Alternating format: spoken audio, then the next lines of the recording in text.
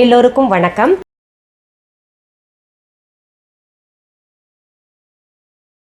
இன்னைக்கு இந்த பதிவில் நம்ம பார்க்க போகிறது 30 நாள் குழம்புகளில் 12வது குழம்பு. ரொம்ப சுவையாக இருக்கும், ரொம்ப எளிமையாகவும் இருக்கும், உடம்புக்கு ரொம்ப ரொம்ப நல்லது.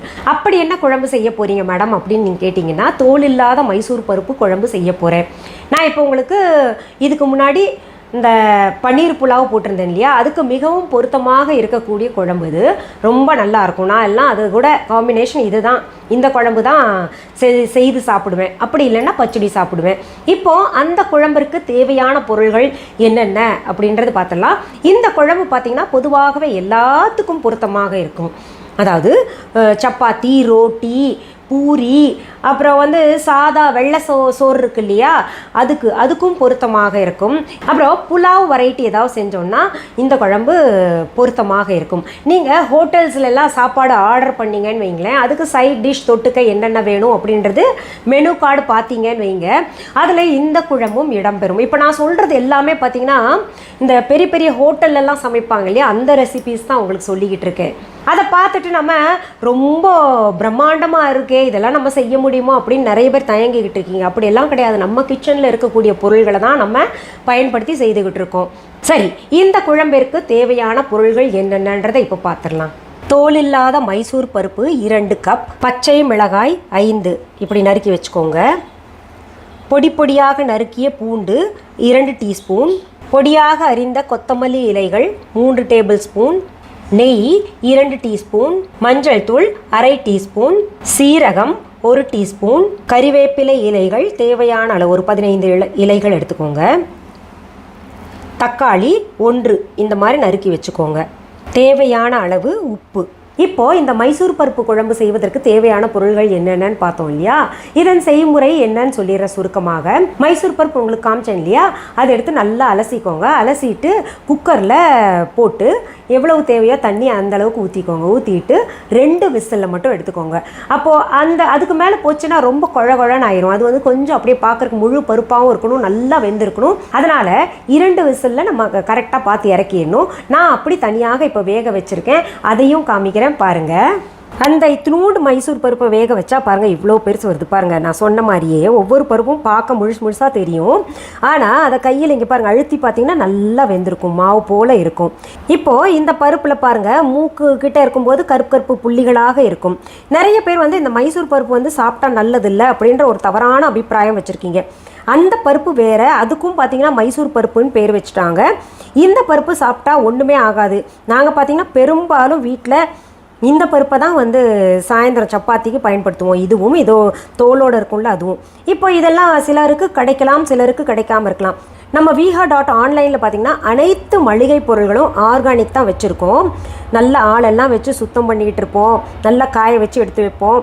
ஆர்கானிக் மொத்தத்தில் சொல்லணுன்னா உங்களுக்கு இந்த பூச்சி இதெல்லாம் மருந்தெல்லாம் அடிக்காத ஆர்கானிக் பொருள்களாக மளிகை பொருள்கள் நிறையா விற்றுட்ருக்கோம். வேணுங்கிறவங்க அங்கே போய் பார்க்கலாம். நீங்கள் நம்ம முதல்ல ஒரு கடாய் வச்சுக்கலாம். அது சூடாயிருச்சு, அதில் நெய் ஊற்றிடுறேன். அதில் சீரகத்தை சேர்த்துக்கலாம், அது பொரியட்டும்.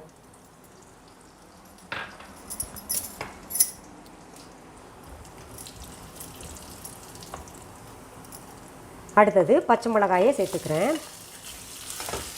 அடுத்தது பூண்டு பற்களை சேர்த்துக்கிறேன்.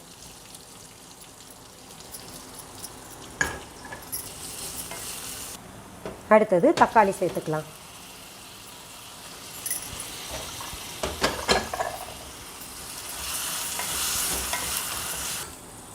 இதுலேயே கறிவேப்பிலைகளும் போட்டுக்கலாம். வேணுங்கிற அளவு உப்பு போட்டுக்கலாம். அடுப்பை கொஞ்சம் சிம் பண்ணிவிட்டு ஒரு மூடி போட்டு மூடி வைக்கலாம், அது வேகணும். இப்போது இந்த பாருங்கள், இந்த தக்காளி கொஞ்சம் குழஞ்சிருக்கும். அதில் நம்ம என்ன பண்ணலாம், மஞ்சத்தூளையும் சேர்த்துக்கலாம்.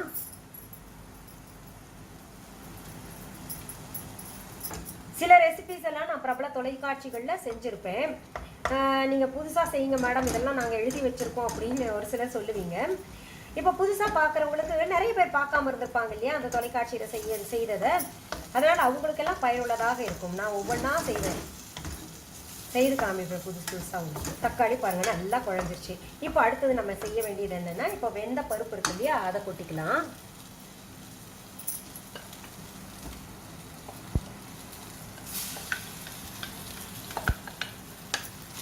இதில் இப்போ தண்ணி சேர்த்துக்கணும்.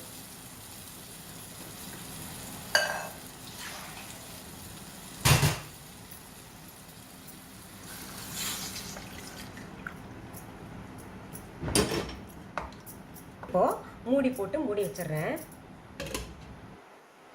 இப்போ இதில் கொஞ்சம் கொத்தமல்லி இலைகள் கூட சேர்த்துக்கலாம். நம்ம எப்பவுமே கொத்தமல்லி இலைகள் நல்லா வேகும் போது சேர்த்தோம்னா அதோட சுவையே தனி.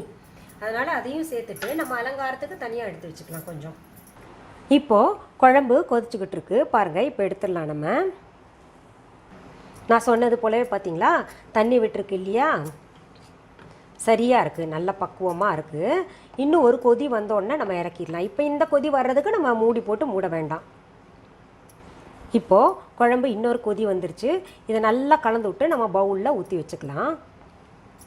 இப்போது அடுப்பை அணைச்சி நான் அடுப்பை விட்டு இறக்குறேன். பாருங்கள், சுவையான மைசூர் தால் குழம்பு. நம்ம இது செய்யறதுக்கு கிட்டத்தட்ட 20 நிமிடங்கள் 15-20 நிமிடங்கள் இருந்தால் போதும், செஞ்சிடலாம். ரொம்ப சுவையாக இருக்கும். நான் சொன்னது போல் எல்லாத்துக்கூடையும் பொருத்தமாக இருக்கும் இந்த குழம்பு. சரி, இன்றைக்கி இந்த பதிவில் சுவையான மைசூர் பருப்பு குழம்பு தால் எப்படி செய்யணுன்றது பார்த்தோம் இல்லையா. மீண்டும் அடுத்த பதிவில் வேறு ஒரு நல்ல தலைப்போடு உங்களை எல்லாம் சீக்கிரத்தில் சந்திக்கிறேன். அது வரைக்கும் நன்றி, வணக்கம்.